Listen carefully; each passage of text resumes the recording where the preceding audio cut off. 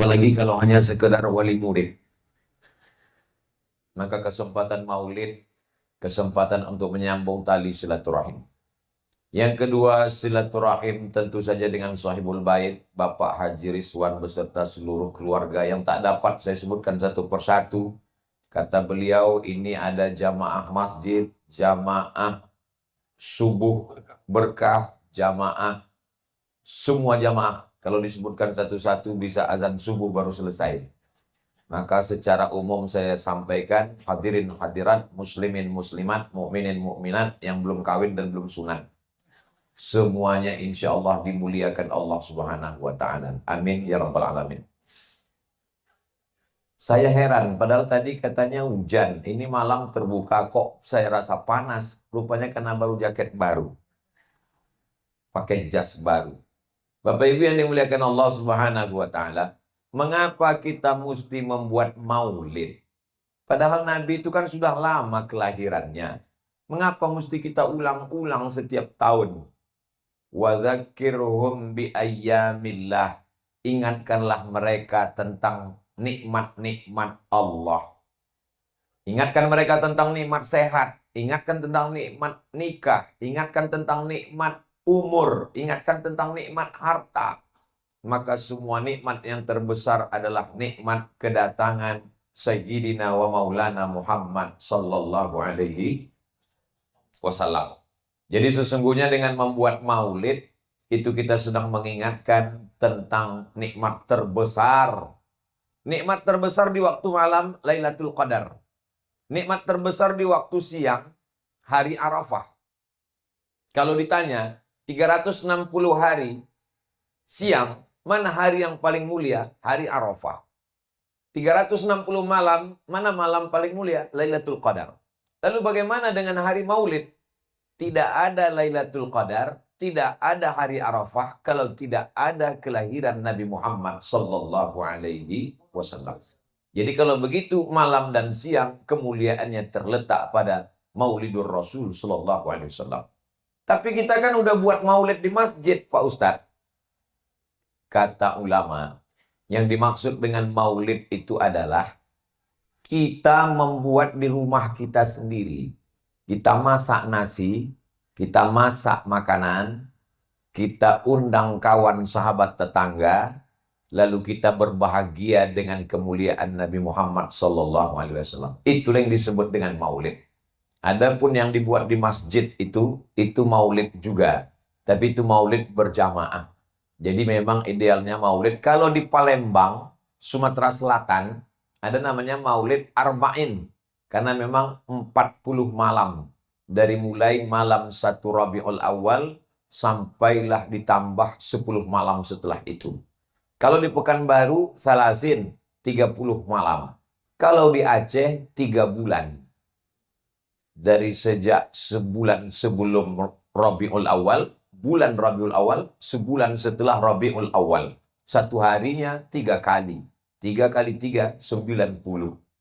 Begitulah Allah Subhanahu wa Ta'ala membukakan hati umat Nabi Muhammad sallallahu alaihi wasallam sampai hari ini tidak ada satupun manusia yang mengingkari maulid kecuali orang yang memang tidak memuliakan Nabi Muhammad sallallahu alaihi wasallam. Jadi kalau ada orang mengatakan maulid itu tidak perlu diperingati, karena bulan maulid itu bulan yang biasanya saja boleh. Sedangkan sebelum lahirnya saja boleh. Apalagi setelah ada dan kemudian dia tidak ada. Dan kematian Nabi tak sama dengan kematian manusia biasa. Dia memiliki al-hayah, al-barzakhiyah, al-khassah. Kehidupan barzakh yang khas. Tak sama seperti yang lain.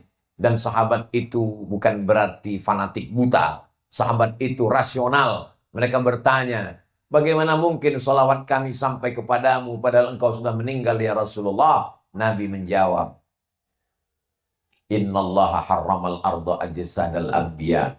Allah mengharamkan tanah memakan jasad para nabi. Jadi kalau orang mengatakan Nabi Muhammad SAW itu meninggal, mohon maaf, na'udzubillah, sama seperti manusia yang mati dimakan cacing tanah. Untuk apa dia mengucapkan salam di depan makam Nabi? Assalamu alayka ya Rasulullah. Abdullah bin Umar kalau dia pulang musafir dari mana-mana, dia tidak pulang ke rumah. Abdullah bin Umar masuk dulu ke Masjid Nabawi. Dia mengucapkan salam di depan makam Nabi. Assalamualaikum ya Rasulullah. Dia tidak menemui istrinya dulu. Dia temui dulu Nabi Muhammad SAW. Assalamualaikum ya Nabi Allah. Assalamualaikum ya khairah khalqillah. Kenapa di samping makam Nabi itu ada kuburan Sayyidina Abu Bakar Siddiq? Abu Bakar berpesan, sebelum aku meninggal, nanti kalau aku sampai usiaku, malaikat maut datang mencabut nyawaku, makamkanlah aku di samping kubur Rasulullah SAW. Kenapa? Karena itu bukan kubur yang biasa. Nanti kalian ucapkan izin. Kalau Rasulullah SAW mengizinkan, masukkan jenazahku di dalam. Tapi kalau Rasul tidak mengizinkan, bawa jenazahku ke pemakaman Baqi. Pesan Abu Bakar Siddiq. Ketika Abu Bakar meninggal, dibawalah jenazah Abu Bakar Siddiq. Begitu akan masuk ke dalam, diucapkan salam. Assalamualaikum ya Rasulullah. Begitu salam diucapkan, gembok pintu makam Rasul terjatuh. Signal bahwa Rasul setuju Sayyidina Abu Bakar dimakamkan di samping Rasulullah SAW. Kisah itu disebutkan dalam buku 35 kisah menyambut sakaratul maut, ditulis oleh Ustadz Abdul Somad. Saya sendiri yang nulis. Saudara yang dimuliakan Allah Subhanahu wa Ta'ala. Jadi bukan sembarangan makam kubur orang yang tidak mengerti, yang tidak paham. Anehnya orang Yahudi lebih paham daripada orang Islam. Orang Yahudi mengerti bahwa jasad Nabi itu tidak dimakan cacing tanah. Maka mereka pura-pura masuk Islam.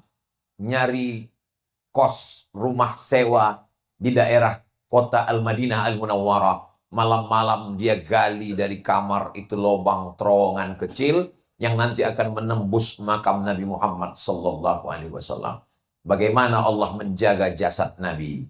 Allah kirimkan signal melalui seorang Sultan Nuruddin Zangki. Sampai akhirnya suatu malam Sultan Nuruddin Zangki berjumpa dengan Rasulullah SAW. Rasul mengatakan, selamatkan kuburku wahai Sultan Nuruddin Zangki. Maka Sultan Nuruddin Zangki memerintahkan kepada seluruh intel tentara polisinya untuk memeriksa semua rumah di kota Al-Madinah Al-Munawwarah. Akhirnya mereka menemukan satu kamar yang sudah menggali terowongan yang akan menuju jasad Rasulullah SAW. Maka Sultan Nuruddin Zangki memerintahkan untuk menggali sekeliling makam Rasul itu dan mereka cor dengan besi. Itulah pengecoran pertama untuk menyelamatkan makam Nabi Muhammad SAW. Yahudi mengerti. Betul kata Allah dalam Al-Quran. Alladzina atainahumul kitab. Mereka yang kami berikan Al-Quran. Alkitab. Mereka yang kami berikan Zabur dan Taurat serta Injil. Ya'rifunahu kama ya'rifuna abna'ahum. Mereka mengenal Nabi Muhammad SAW sama seperti mengenal anak kandung mereka sendiri.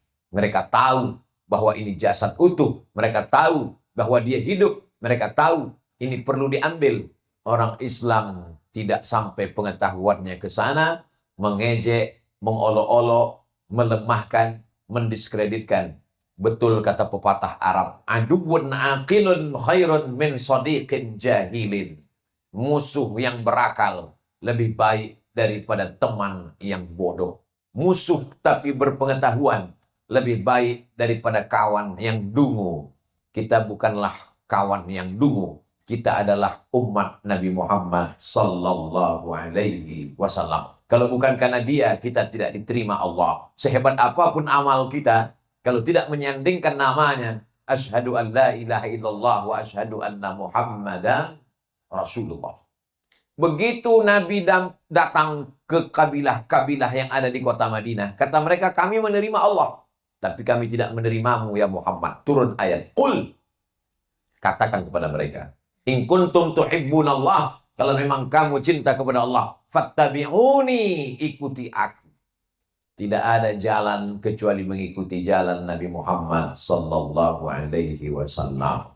Kalau memang kita ini mengikuti jalan Nabi Muhammad, kenapa mesti memukul gendang? Kenapa dari tadi yang dipukul rebana, yang dipukul gendang, yang dipukul hadrah, memukul duf itu? Adakah pernah Nabi melakukannya? ketika Nabi pulang perang, datang seorang perempuan. Ya Muhammad, aku bernazar, kalau kau menang perang, aku akan memukulkan duf. Kata Nabi, pukullah. Izin Nabi mengizinkan perempuan itu memukul duf dalam sunnah disebut dengan sunnah takririyah. Kalau Nabi menyuruh, kalau Nabi memberikan statement, karena Nabi bersabda, namanya sunnah qauliyah. Kalau Nabi yang melakukan, namanya sunnah fi'liyah. Perbuatan sahabat yang disetujui Nabi, namanya takririyah. Dalil yang kedua, ketika Nabi sedang lewat, lalu kemudian di kamarnya ada jariyatani tughanniyah. Kata Nabi SAW dalam sebuah hadis, a'linu hadzal nikah. Kalau kamu menikah, jangan diam-diam. Buatkanlah pengumuman yang besar. Waj'aluhu fil masajid. Buat acaranya di masjid. Akadnya di masjid. Wadribu alaihi bid-dufuf. Pukulkan duf, pukulkan gendang. Jadi tentang masalah memukul duf ada dua. Yang pertama sunnah qauliyah, Nabi sendiri mengatakan. Yang kedua sunnah takririyah, Nabi setuju. Adapun tentang melantunkan syair. Yang mana yang benar Pak Ustadz? Syair, nasyid, atau qasidah? Kalau dia untayan kalimat yang disusun dalam bentuk nazam, disebut dia dengan syair. Orang Arab menyebutnya syairun. Orang Indonesia menyebutnya syair. Dalam Al-Quran dikatakan, وَمَا عَلَّمْنَاهُ الشِّعْرَ وَمَا يَنْبَغِيلَهُ. Kami tidak layak mengajarkan syair kepadanya. Karena zaman dulu orang bersyair itu menipu, mendusta, membohong, menjilat, memilih kata-kata pujian. Maka Nabi tidak layak melakukan itu. Tapi kemudian ada sahabat Nabi yang bersyair, dipuji oleh Nabi SAW. Di antara seorang penyair yang dipuji itu bernama Hasan bin Thabit. Kalau mau perang dipanggil Hasan bin Thabit untuk membacakan syair-syair, membangkitkan semangat. Itulah dalil boleh bersyair, memuji, memuliakan Nabi Muhammad SAW. Kalau dia terdiri dari 12 bait, maka disebut dengan qasidah. Kalau dia dilantunkan dengan irama-irama, maka disebut dia dengan nasyid. Orang yang melantunkan itu disebut dengan munsyid. Kami dari dalam mendengarkan suara, Masya Allah. Kami tak melihat wajahnya. Tapi wajamil. Begitu keluar kami ingin melihat wajah orangnya, nyanyinya pun berhenti. Lantunan suara, bentuk leher sama, bentuk lidah sama, tapi yang keluar itu menakjubkan. Maka suara-suara yang indah. Sampai-sampai dikatakan Nabi, laisa minna man lam yataghanna bil Qur'an. Siapa yang tidak melantunkan ayat Al-Quran dengan suara yang merdu, maka dia bukan umat Nabi Muhammad SAW. Maka semua dilantunkan. Jadi kalau ada orang melarang melantunkan, nggak boleh dilantun-lantunkan, itu nggak boleh. Bagaimana azan tanpa lantunan? Allahu Akbar, Allahu Akbar. Allahu Akbar, Allahu Akbar. Ada lantunannya. Begitu juga dengan solawat. Bagaimana solawat tanpa lantunan? Dimasukkan irama-irama. Maka ada nagam-nagam maqamat namanya. Ada bayati, ada soba, ada sika, ada nahawan, ada ras. Begitu indahnya. Kalau di Mesir namanya ibtihal. Maka sebelum azan kita mendengar tarhim. Assalatu wassalamu alaik. Alaika ya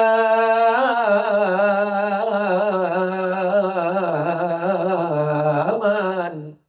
Karena di dalam suara itu adalah bagian dari nikmat Allah Subhanahu wa Ta'ala. Di antara nabi-nabi yang paling merdu suaranya adalah mazamir Daud.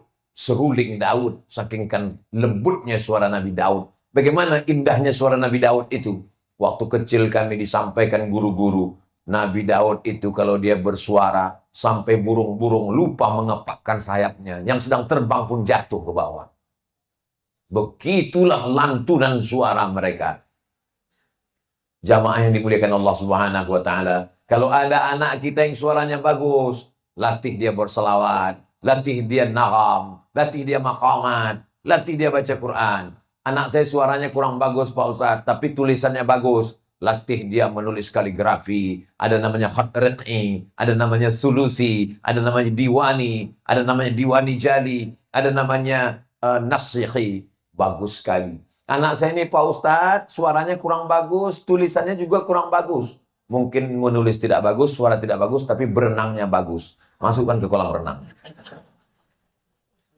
Alimu auladakum, ajarkan anak kamu as-sibahah, berenang, warrimaya, memanah, warukubal khail, dan menunggang kuda. Tidak ada anak-anak yang tidak dilahirkan tanpa potensi, dan itu semuanya adalah sunnah-sunnah Rasulullah SAW. Hari ini atlet perenang siapa? Atlet pemanah siapa? Atlet naik kuda siapa? Ustaz Somad itu cuma ngomong aja itu. Buktinya dia nggak ada naik kuda. Loh, itu gambar video banyak sekali saya naik kuda. Walaupun kudanya berhenti. Naik, foto, habis itu turun lagi. Untuk memberikan motivasi kepada jamaah. Anak-anakku yang dimuliakan Allah Subhanahu wa Ta'ala, maka ini sunnah-sunnah dihidupkan.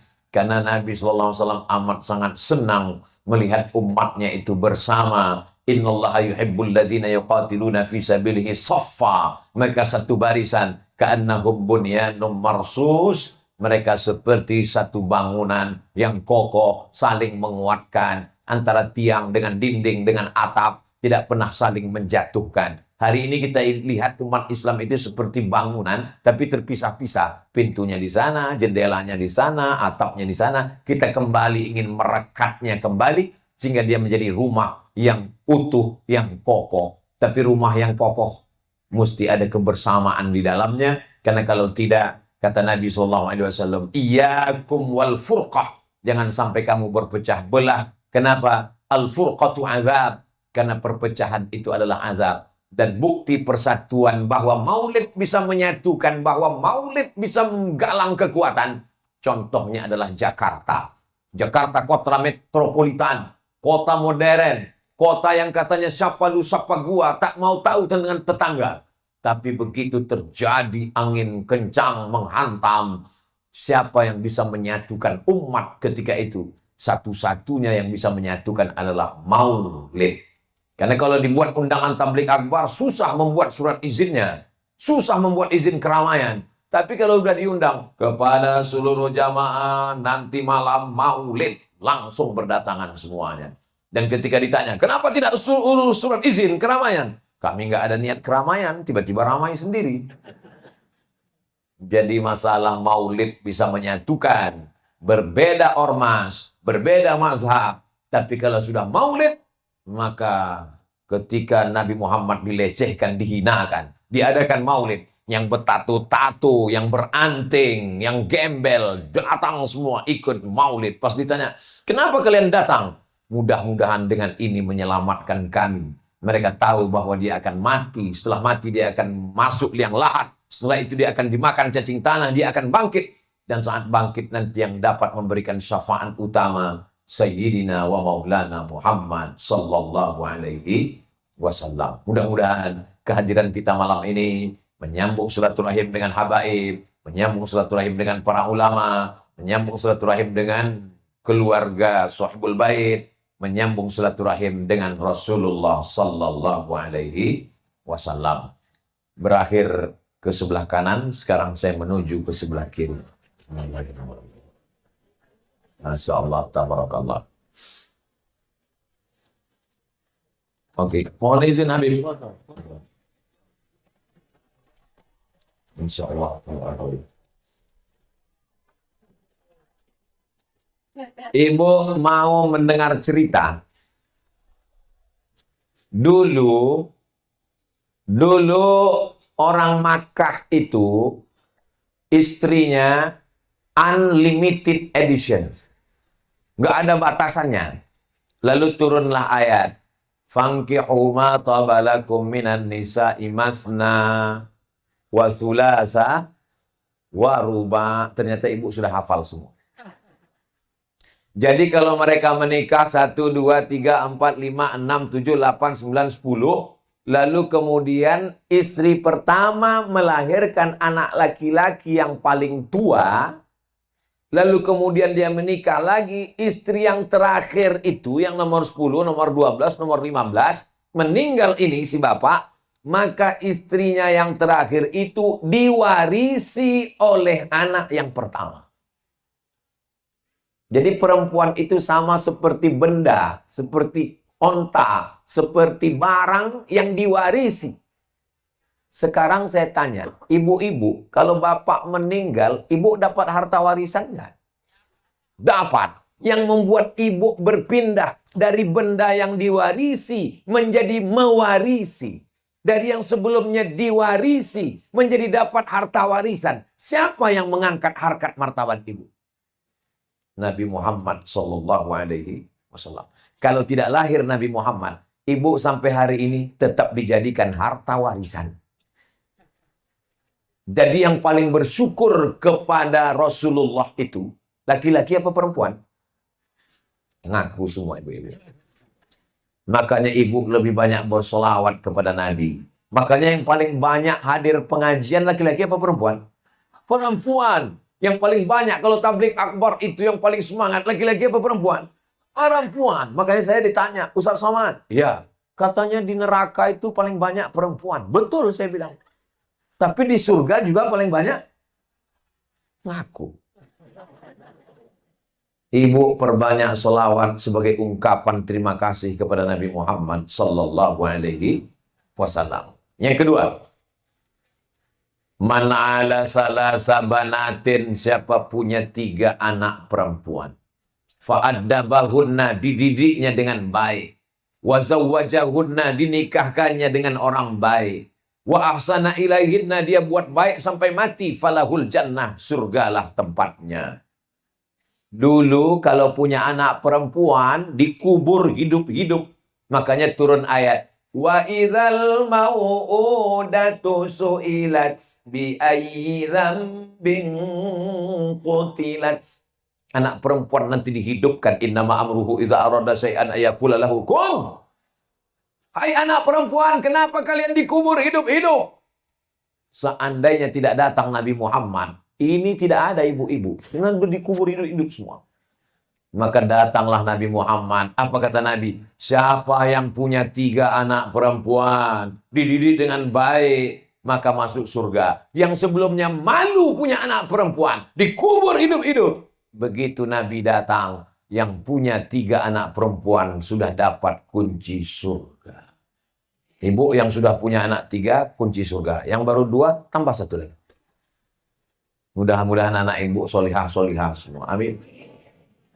Lalu kemudian yang ketiga, bagaimana Allah mengangkat harkat martabat perempuan. Husnu taba'ulil mar'ati li zawjiha. Seorang perempuan yang baik mengurus keluarganya, suaminya, anaknya, berkhidmat dengan baik lillahi ta'ala, maka pahalanya sama seperti suaminya yang berjihad fisabilillah. Kenapa kami perempuan ini Pak Ustaz hanya di rumah saja? Waqarna fi buyutikunna. Hendaklah kamu berada di rumah. Saya diceritakan kawan saya yang baru pulang dari Tarim, Hadramaut, Yaman. Ustaz Somad, di sana perempuan itu keluar rumah cuma 2 kali. Kapan? Ketika ada acara menikah dan meninggal dunia. Selain itu mereka di rumah menjaga kehormatan dirinya. Ibu-ibu malam ini keluar rumah tapi tetap menutup aurat. Banyak perempuan sekarang keluar rumah tidak menutup aurat, salah pakai make up, sebelah kanan hijau, sebelah kiri biru. Tapi ibu alhamdulillah menutup aurat. Innal mar'ata, sesungguhnya perempuan, idza balaghatil mahid, kalau sudah sampai usia mohon maaf menstruasi, la yasluh la an yura minha, tak boleh nampak dari tubuhnya illa hadza wajah wa hadza, telapak tangan, zahiruha wa batinuha, batin bagian dalam, zahir bagian luar. Alhamdulillah ibu semua menutup aurat, sampai anak-anak kecil pun diajarkan menutup aurat supaya biasa. Allah bisa karena biasa. Yang keempat, seorang perempuan yang melahirkan anak, meregang nyawa, meninggal dunia, maka matinya mati syahid. Apa makna mati syahid? dia merasakan kematian hanya seperti cubitan lembut di atas kulit. Padahal kita selalu berdoa, Allahumma hawwin alaina fi sakaratil maut. Mati syahid itu tidak sakit. Ustaz kok tahu? Saya pernah mimpi mati syahid. Tiba-tiba pas saya sedang tausiah, datang orang masuk membawa senjata, ditembaknya saya, pelurunya tembus pas ke jantung saya. Saya pun mati. Dalam mimpi itu, saya kaget, kok nggak sakit ya? Terbangun saya, kenapa dalam mimpi itu saya nggak sakit? Baru saya ingat hadis Nabi, bahwa orang yang mati syahid itu kematiannya kal qars, rosot, seperti cubitan lembut. Pantasan ulama-ulama dulu mengatakan, iskariman au mut syahidan. Kalau hidup mulia, kalau matinya mati syahid. Maka kemudian Khalid bin Walid, panglima perang, setiap jengkal tubuhnya ini tidak ada yang kosong dari 3.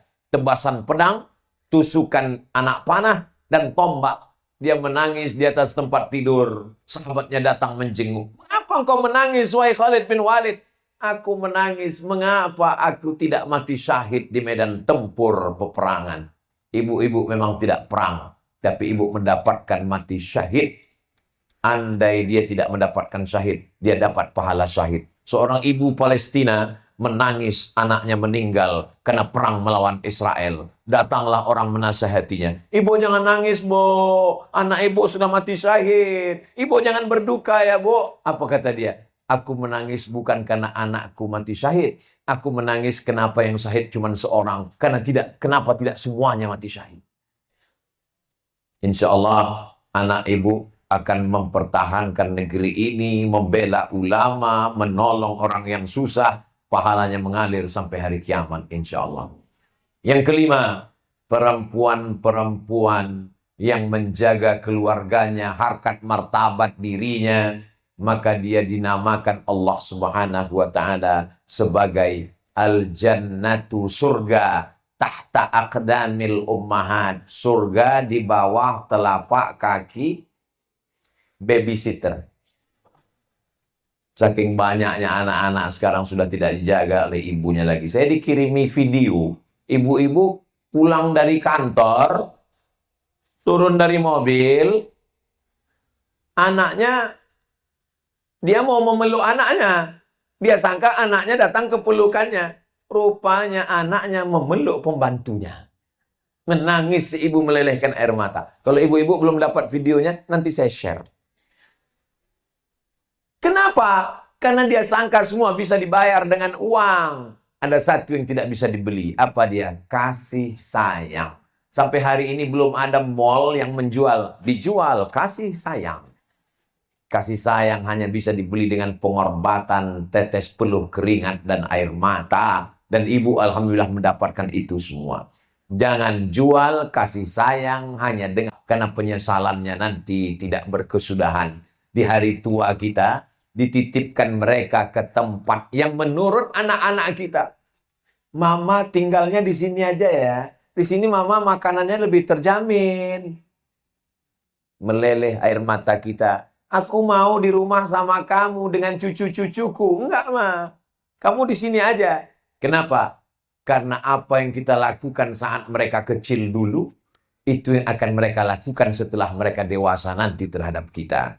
Sebagaimana kita mengatakan, kau lebih baik dijaga ini daripada aku yang menjaga.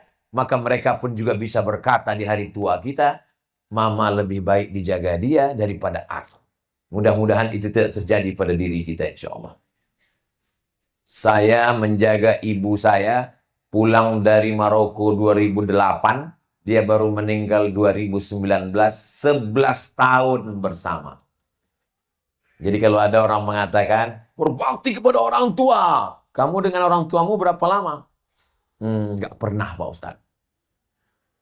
Tadi dalam perjalanan, Ustadz Munib Godal sampai bingung melihat saya. Karena jalannya huruf S semua, tapi saya tidur. Itu memang Parigi. Parigi Moto. Saking lelapnya saya di jalan yang huruf S itu, mimpi saya. Apa mimpi Ustadz di mobil itu tadi? Dalam mimpi itu saya dalam perjalanan panjang dan ibu saya menunggu saya di rumah. Ibu saya menunggu dan dalam hati saya rindu sekali. Begitu terbangun saya baru ingat, emakku kan udah meninggal. Mimpi saya masih hidup. Berarti di dalam alam bawah sadar saya, dia belum meninggal. Dia masih hidup. Dan memang begitu. Rumah yang dia tempati dulu, tidak saya robah. Mesin jahitnya, kursinya, kalendernya, masih 2019. Tidak saya robah sama sekali. Tidak saya sewakan, tidak saya koskan, saya biarkan kosong. Kalau saya rindu, saya datang ke situ. Saya sholat di tempat sholatnya, saya baca Al-Qur'annya, saya cium mukenanya. Tidak dapat dibeli dengan uang. Kalau ibu besarkan dia dengan kasih sayang, sampai mati pun ibu dia akan kenang. Tapi kalau ibu besarkan dia dengan materi, maka materi akan berakhir. Kalau mama sayang, dia belikan gadget. Kalau mama sayang, dia belikan handphone. Kalau mama sayang, dia belikan HP. Kalau nggak dibelikan, berarti tidak. Besarkan dia dengan kasih sayang. Besarkan dia dengan cinta. Besarkan dia dengan maulid. Saya ini adalah anak-anak maulid. Dimanapun ada acara maulid, Barzanji, saya ikut dengan emak. Saya ikut pergi acara maulid. Ustaz waktu itu udah tahu makna maulid? Nggak tahu. Terus kenapa ikut? Ada pembagian telur ayam. Jadi kalau maulid ada bagi telur ayam, pulut, ketan, segala macam. Itu hanyalah untuk membiasakan anak kita dari sejak dini mengenal Nabi Muhammad Sallallahu Alaihi Wasallam. Yang keenam, apa kata Nabi Sallallahu Alaihi Wasallam tentang orang-orang yang durhaka kepada orang tua? Kalau ada peminum khamar di dunia ini hidupnya tenang, nyaman, kaya raya, azabnya nanti di akhirat. Kalau ada pencandu narkoba, pezina, pemabuk yang hidupnya di dunia ini senang, azabnya di akhirat. Tapi ada satu dosa, di dunia dapat, di akhirat dapat lagi. Apa dia? Durhaka pada orang tua. Orang yang durhaka, di dunia dapat, di akhirat dapat. Ustaz, ya.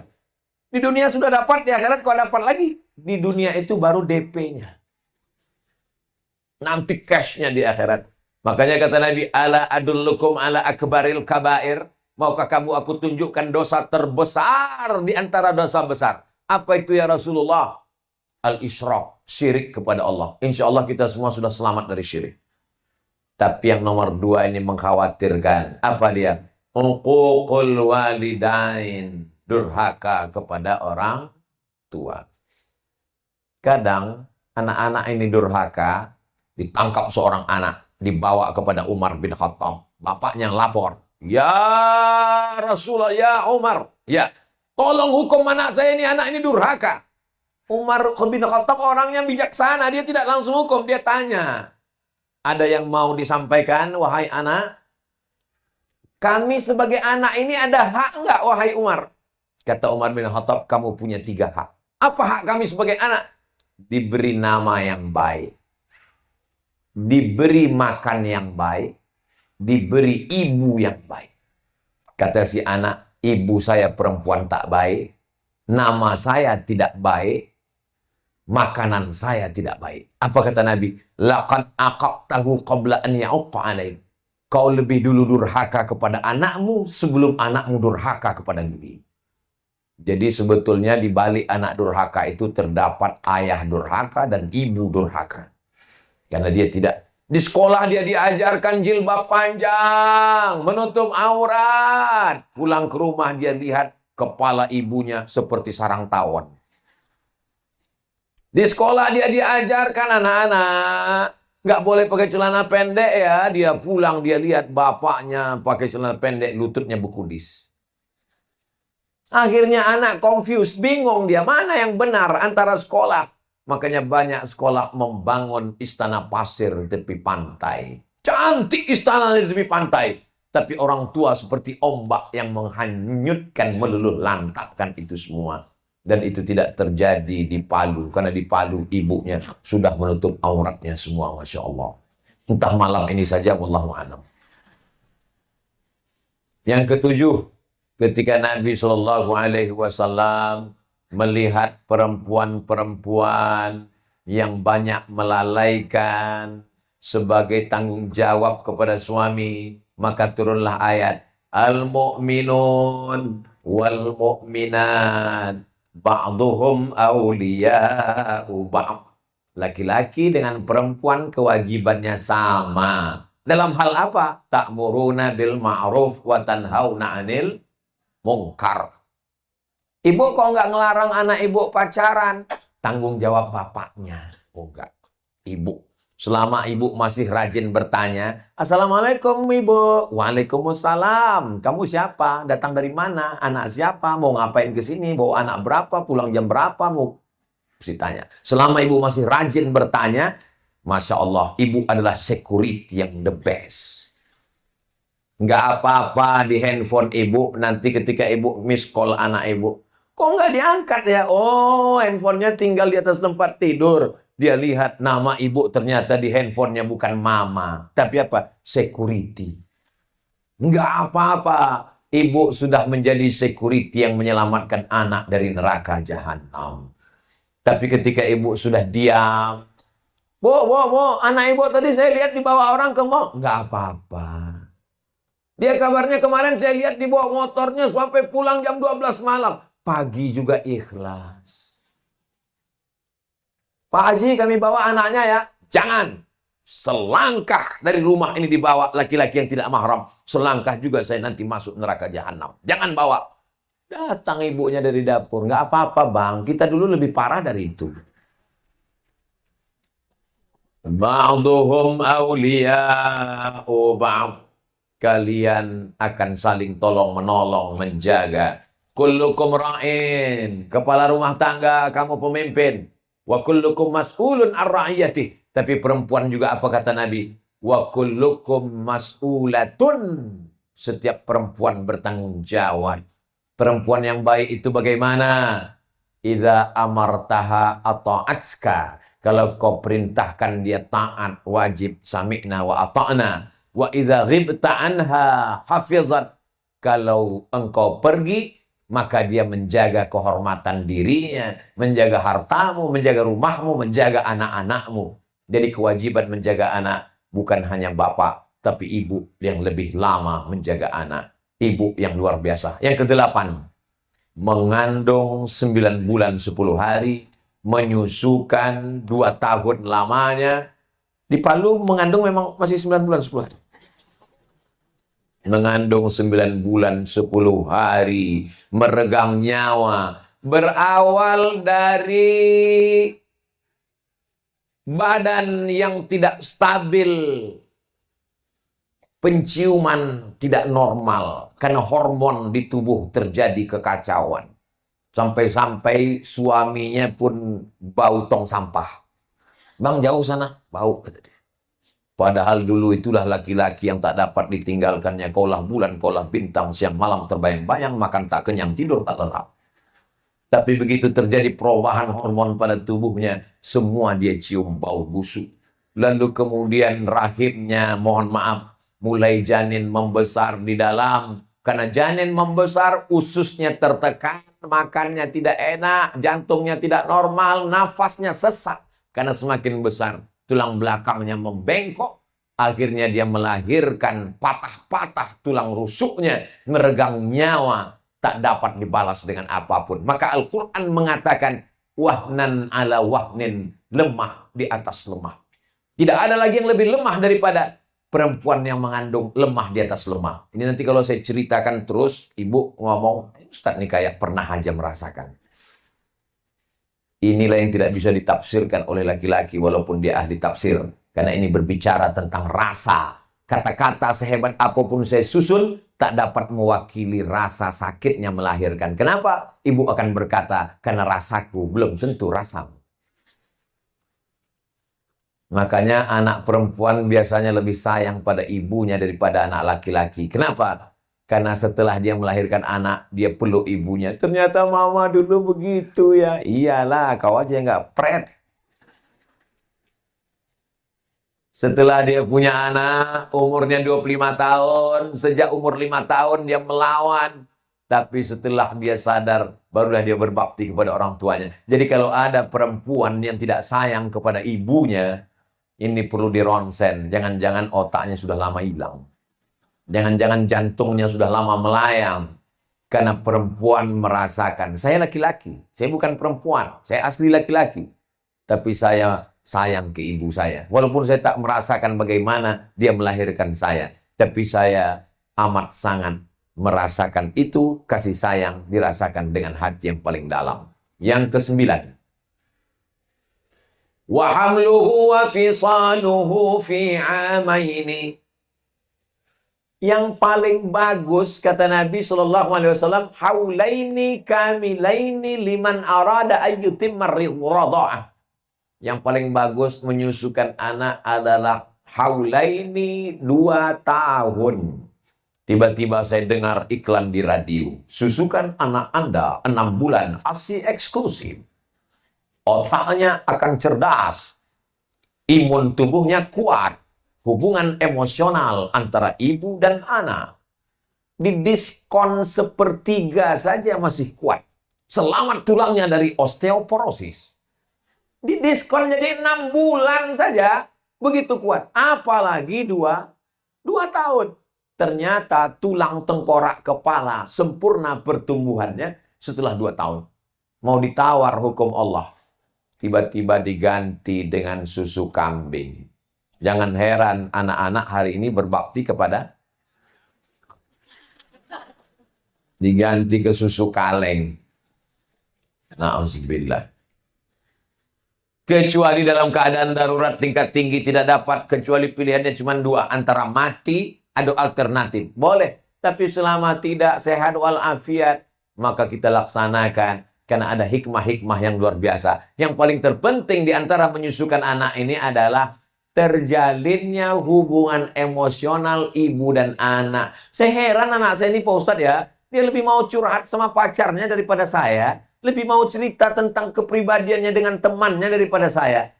Yang salah bukan dia.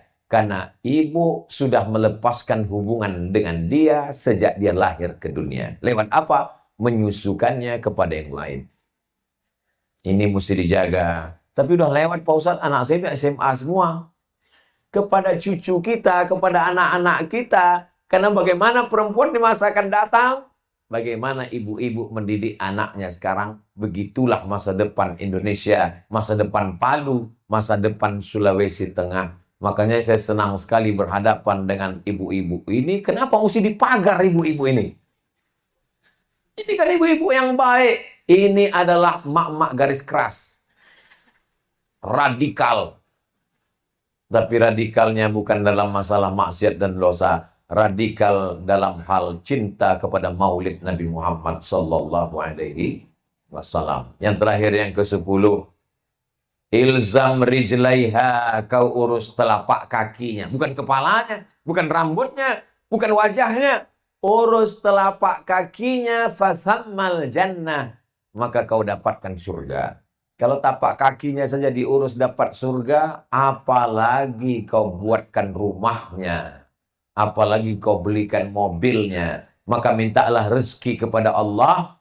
Kalau rezekiku berlimpah, aku akan bahagiakan ibuku ya Allah. Amin. Buatlah ibumu seperti raja. Maka rezekimu akan seperti rezeki raja-raja. Bukan hadis Nabi. Dapat saya di grup WhatsApp. Saudara yang dimuliakan Allah Subhanahu wa Ta'ala, malam ini kita sedang mengenang Rasulullah, memperbaiki kehidupan kita di masa akan datang, supaya kita diridhai Allah. Hidup hanya sejenak, hidup hanya singkat, semua akan berakhir. Tidak ada pesta yang tidak ada bubar. Setiap orang ada zamannya, setiap zaman ada orangnya. Setiap tokoh ada masanya, setiap masa ada tokohnya. Akhirnya kita mati menghadap Allah Subhanahu wa Ta'ala. Yang kita bawa hanya iman dan amal soleh. Illalladzina amanu wa amilus solihat. Betapa indahnya setiap malam anak membacakan Bismillahirrahmanirrahim. Yasin.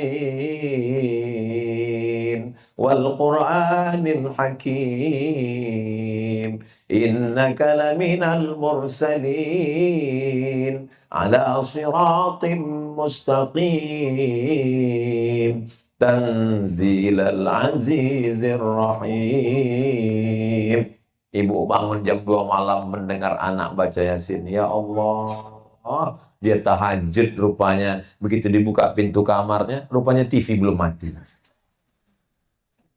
Saudara yang dimuliakan Allah Subhanahu wa Ta'ala. Saya nggak maulah anak saya sekolah agama nanti kurus seperti Ustaz Somad. Ibu mau anaknya jadi polisi? Nggak mau. Ada Pak polisi depan. Sekarang saya mau kasih contoh ya. Saya khutbah Jumat. Innamal khamru, minuman keras, wal maisir, judi, wal ansab, menyembelih binatang untuk berhala, wal azlam, mengundi nasib, rijsun, najis, min amali syaitan, perbuatan setan, fajtanibu, jauhi. Begitu saya keluar dari masjid, langsung ketemu anak-anak muda main judi, kelepak. Terus saya larang, jangan main judi. Apa kata anak muda? Emang masalah buat lo? Itu kalau ustadz. Nah sekarang, ibu punya anak, tertulis Babin Kamtipmas, polisi. Dia keluar dari kantor, dia lihat ada anak muda main judi. Dia nggak ceramah, dia nggak baca ayat, dia nggak baca hadis, dia nggak tabligh akbar, dia nggak khutbah. Cukup dia ambil pistolnya. Main. Sekarang saya tanya ibu, mana yang lebih efektif dakwah? Ustadz atau polisi? Tadi nggak mau. Mau polisi, mau tentara, mau pengacara, mau pengusaha. Itu hanya bajunya, Besti. Tujuannya adalah amar ma'ruf nahi mungkar. Kalau dia jadi anggota dewan, dia akan mengeluarkan perda, peraturan daerah, tidak boleh jual khamar di tempat sembarangan. Polisi bisa menangkap kalau ada payung hukumnya. Kalau dia menjadi orang kaya, dia akan pakai hartanya untuk menolong agama Allah. Jangan berpikiran terlalu sempit, karena jalan mencari ridha Allah itu begitu banyak.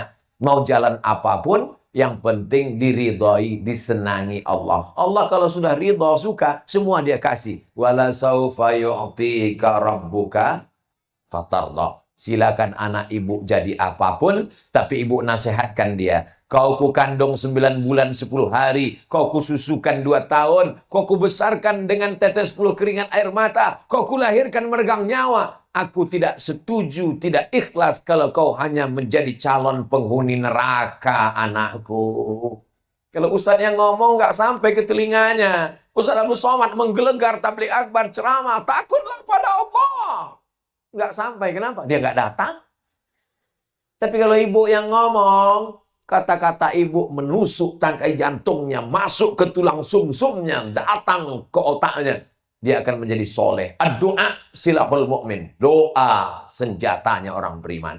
Doa yang paling bagus, doa ibu di tengah malam, saat tahajud bersimpuh kepada Allah. Di sujud terakhir, mintakan kepada Allah. Saya nggak bisa bahasa Arab, Pak Ustadz. Pakai bahasa daerah, pakai bahasa Indonesia. Tapi jangan dikeluarkan di mulut, dalam hati saja. Minta kepada Allah.